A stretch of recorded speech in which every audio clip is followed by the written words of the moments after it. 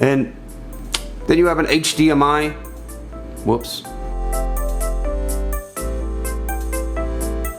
Hey guys, what's up? It's Matt with 86, and I'm taking a look at one of the Asus VivoBooks today. If you haven't seen any of these or don't know much about Asus VivoBooks, there are a lot of them on the market. There's a whole bunch of different models to pick from and choose from. I actually got this one from Newegg. I'll be posting a link directly to it down below, but I'd also recommend checking out some of their other models if there's something that might suit your needs a little differently. Now, this was a different and more difficult one for me to do because I think I wanted it to be a little bit more than it was, and I'm going to kind of cover that in this video. But at the end of the day, when I really stopped and I thought about it and I was looking at it, and even the wife made some comments, I realized that Asus nailed exactly what they were going for with this, and this is probably one of the greatest laptops I've had for what it is. It starts off by being very noticeably light. As soon as I got it out of the box, it had to be easily one of the lightest laptops I've ever had. But while it's light, it's still made with pretty good construction quality and material, and that was just something that was really easily noticeable to me. As soon as I pulled it out, there's an aluminum lid. It feels really quality and durable. It's a brushed gold on my version right here. It's a brushed gold kind of design. When you open it up, you've got the continuation of that brushed gold, except it's in a hard plastic. The entire laptop with the charger, which we need to talk about that too, is only 3 pounds 12 ounces, making it definitely super light. There have been times I have put it in the book bag and tried to take it with me and had to stop and make sure I actually put it in the book bag because it just feels like I'm wearing an empty book bag. Let that be a testament to just how light it is. The block itself really adds to the continuation of just how light this entire laptop is and exactly what Asus was going for. The block is all about this big. As you can see here in this shot, it's not very big. Get rid of the big blocks of the laptops of yesteryear and start moving in this direction because that's pretty incredible. Now, seeing as it's only a 3-cell battery, depending on what you're doing is going to really tax your battery. Whatever resources you use, if you browse on Google Chrome, if you're using more hardware intensive programs, then you're going to drain that battery a little faster than just somebody using Firefox for typical average web use. Now, even using Chrome and shopping and doing a little bit of that, I get about 4 to 6 hours out of it pretty regularly, and I'm okay with that because, again, if I just need to pick it up and charge it or grab that little block and charge it, that's simple for me. Now, the laptop does feature a SATA 3 M.2 SSD, which adds that extra snappiness. Now, it's not a super snappy NVMe SSD, but it is a pretty good SSD. As I'm posting here, you can see exactly where it's scored on Crystal Disk. There are 8 gigabytes of 2400 megahertz DDR4 that are soldered onto the PCB inside this laptop. And while I'm not a fan of doing something like that, there is also the opportunity to expand on it.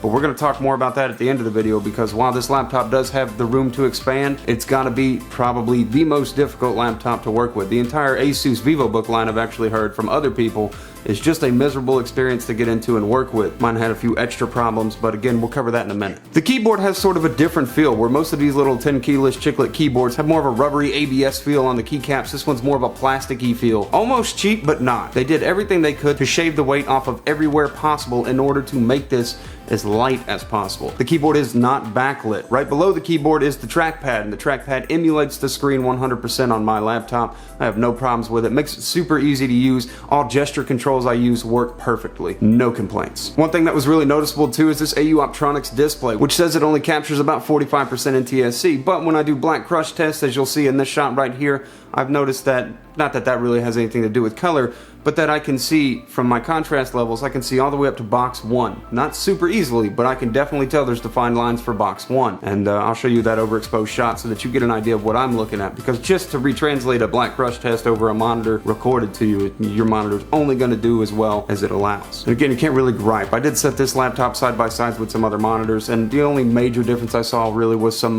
color temperatures were different. Obviously, different monitors will have different color temperatures as you go through and set them. You can change that and sort of match it up, but I have no anger issues or anything with what I was able to see reproduced by this laptop's monitor. And it is fair to note and awesome to say that this thin bezel design that Asus has just kind of adds to that quality appeal that you almost don't expect. You know, I looked at one of those gaming notebooks not too long ago, one of the Asus Toughbooks, and I had a gripe because that bezel display, it was just so thick, and it looked like we had gone back 4 or 5 years to those thick bezels. I'm just not a fan of that, but what they did here with this nano edge display design, that is pretty cool. It looks a lot better than I was anticipating. Now, it is fair to say, if we back up a little bit about that keyboard, there's a little bit of flex when typing, and that's something that kind of takes away from that quality feel, but it's one of those understandable things. So I might be typing on it and I notice, oh, the keyboard kind of dips a little bit, especially around the WASD keys. You get a little bit of a flex when typing, and you got to kind of take that with the fact that they're trying to be as light as possible, and to me, being this light and still durable feeling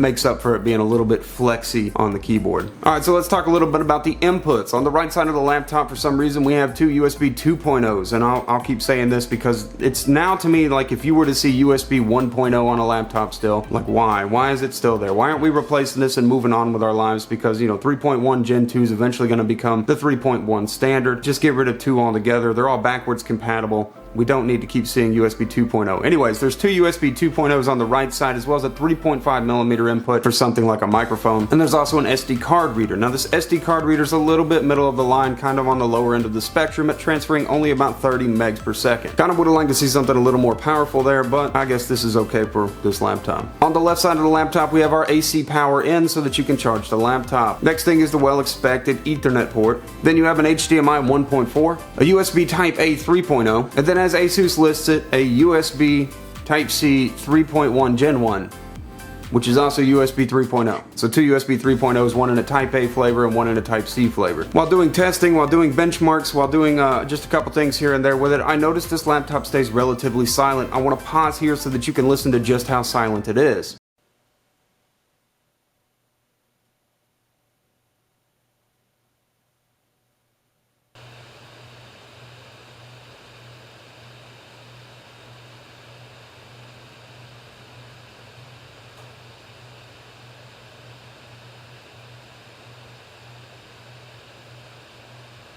And not just that, it actually stays relatively cool.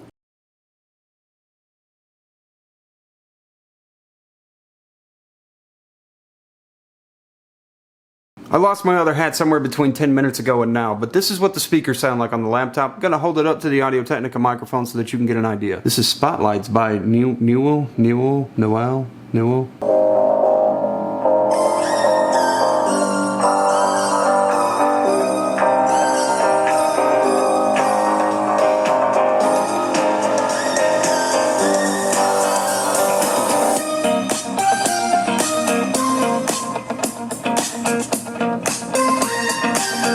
It's not necessarily my kind of music. I put it in there for you guys. My kind of music would scare you probably. It's not death metal. No, not that. Now it's very important to note that this laptop kind of gives you a little bit of just enough and leaves you kind of wanting a little bit more. But ultimately what the goal is to be as lightweight as possible. And this makes the choices for the Ryzen 5 2500U and the Vega 8 GPU make absolute perfect sense. What can you do with the Vega 8 GPU? Well, it's essentially better than nothing. You can do some light gaming with it. You can do some light work rendering with it. You can do some Photoshop stuff with it. But this isn't for the intensive creative professional. This isn't for the hardcore gamer. It's just enough to kind of give you something without giving you nothing. And the purpose really is because if you put too much in there, then you're adding more heat pipes, you're adding heat sinks, you're adding an additional fan, you're trying to keep it cool, and you're defeating the whole purpose of keeping this laptop light and portable, which is really what's made the experience with it so enjoyable. Now I do want to take a second and say that I'll post below what somebody's been able to do with the Ryzen 5 2500U using Vega 8 GPU, and you can see kind of an idea because they have a larger repertoire of games, everything from Tomb Raider to even Crysis. Now granted, all played at low settings, 720p, but to give you an idea of what to expect if you do want to do some gaming on it. It's not impossible to, it's just not the most enjoyable experience in the world. On that same note, the same kind of applies to doing like Premiere work or After Effects work with it. I wouldn't recommend big jobs. Light work, small things, importing your files at a lower resolution so that you can actually work and scrub timelines. That's going to be important if you plan on doing something like that with it. But really, this laptop is a powerful enough laptop for your average user, your average consumer, kind of moving around. You want something that's quick, light, and portable. Asus nailed it with this VivoBook right here. We're going to pause here and I'm going to post some of the actual benchmark results from several different things. Anything from Unigen Superposition to Valley, from Geekbench, to kind of give you an idea if you just want to take a second, take a look at the screen, see what the results were.